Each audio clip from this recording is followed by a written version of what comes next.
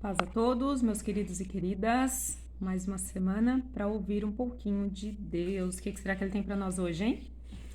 Não tenham medo, nem se espantem por causa dessa grande multidão, esse grande exército ou batalha, porque a batalha não é sua, mas de Deus. Deus diz, né? Isso pra gente. Já encorajando aí a nossa semana, amém? Então vamos entender um pouquinho desse contexto aqui desse versículo. Está em 2 Crônicas, essa história de Josafá, no capítulo 20 em diante. Esse versículo está no 15, tá? Esse versículo é o 15, mas eu vou relatar um pouquinho aqui o capítulo 20 para vocês. Josafá era o rei de Judá e cidades arredores ali vizinho, os reis de Amon, Moabe e Edom, eles declaram guerra contra Judá.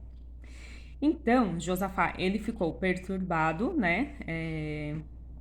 Acredito assim, talvez desesperado diante de uma situação, porque eram três contra um, né? Mas o que ele fez? Ele pediu ajuda ao Senhor e anunciou um jejum a todo o povo de Judá. Ele ficou perturbado, se preocupou, mas não entrou em desespero de fazer loucura, assim, né? Às vezes a gente tem alguma situação aí que complica, a gente a vontade de sair correndo, né?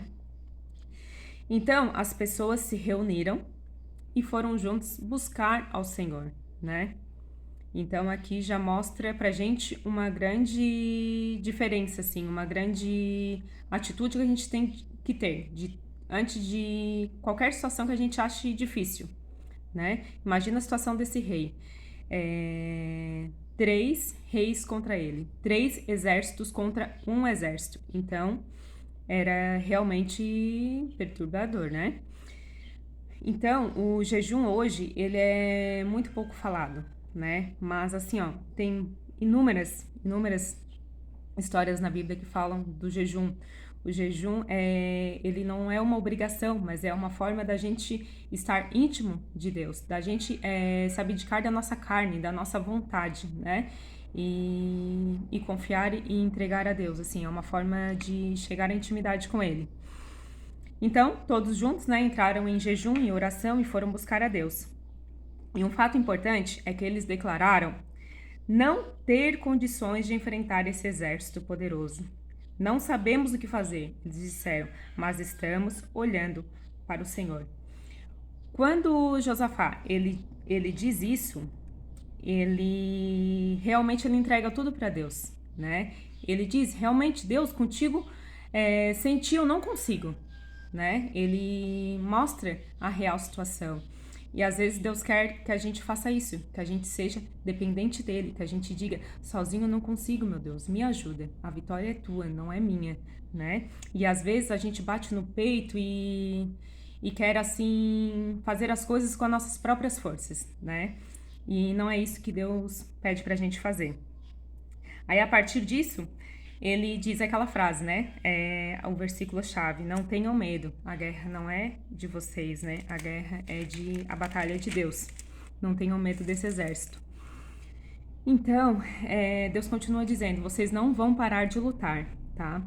Gente, eu tô aqui na Bíblia, tá? Mas eu tô tentando, Bíblia, palavra viva, amém? Mas eu tô tentando, assim, resumir a história para não ficar muito longo. Então Deus continua dizendo: não parem de lutar, fiquem em posição de combate, fiquem firmes e vejam a incrível operação que Deus fará, né? Que o Senhor fará. Vocês vão enfrentá-los, mas não fiquem desanimados, pois Deus estará com vocês. Então, diante dessa promessa, Josafá ele se inclina, ele se prostra com o rosto ao chão, assim. Eu acredito assim que deve ter sido uma imagem muito linda, porque o povo, ele se junta a Josafá e eles também se prostram com o rosto ao chão, assim. E é um sinal de humilhação, assim, de total dependência de Deus. Meu Deus, nós nos prostramos a Ti, nós dependemos de Ti. E a gente pode fazer isso hoje, mesmo hoje, né? A gente não tem que se humilhar perante os nossos inimigos, perante as batalhas que a gente tem, mas a gente tem que se humilhar e se prostrar diante de Deus, que é Ele que pode nos ajudar. Amém? Então, eles receberam outra promessa: creiam no Senhor, seu Deus, e vocês terão sucesso. Tudo correrá bem. Creiam nos profetas do Senhor e tudo sairá bem. Então, o que que eles começaram a fazer diante dessas promessas, né? Eles louvaram ao Senhor, louvaram antes da vitória acontecer. Gente, será que isso hoje é possível assim? Meu Deus do céu, a gente vê um gigante na nossa frente, né? Eles tinham 3 exércitos, vai colocando nome aí nos seus gigantes, né? Nos seus conflitos, aquilo que te atormenta hoje. Eles tinham 3 exércitos, eram 3 contra 1, vou frisar bem aqui.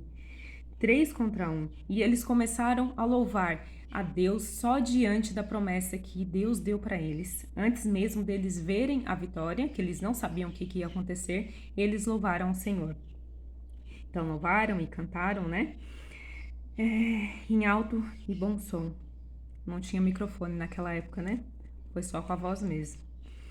Então, no momento que eles começaram a cantar, o Senhor fez que os exércitos, né, de Amon, Moabe e Edom, eles começassem a lutar entre si. Olha só, palavra linda. Eles se revoltaram um contra o outro, né, até todos serem mortos. Não escapou um só soldado do inimigo. Aleluia. E teve mais ainda. Olha a recompensa. Os outros inimigos aos arredores, Deus destruiu 3, né? 3 que se levantaram. Então, como recompensa, Deus é lindo e tremendo, assim, porque Ele dá mais do que a gente quer, né? Porque o que Josafá pediu? A gente não tem condições de lutar contra esses 3, né? E Deus foi lá e fez com que eles mesmo se brigassem, né? Diante, claro, que Josafá e Judá toda se prostraram, obedeceram a Deus. Eles ficaram em posição de combate, mas Deus fez os próprios 3 ali exércitos brigarem entre si. E realmente eles não tiveram que lutar, como foi a promessa lá no começo, né?